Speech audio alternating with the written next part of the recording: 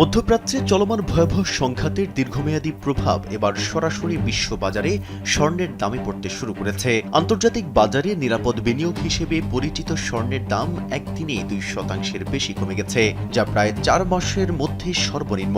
বার্তা সংস্থা রয়টার্সের এক প্রতিবেদনে বলা হয়েছে, সোমবার স্পট গোল্ডের দাম 2.5% কমে প্রতি আউন্স 4,372.86 ডলারে নেমে আসে। দেশের মানুষকে প্রতিদিন সুরক্ষিত রাখার প্রত্যয় নিয়ে সেফটি কেবল সহ এলো সেফ সিলিং ফ্যান, এবং এটি টানা নবম দিনের মতো দরপতনের ঘটনা।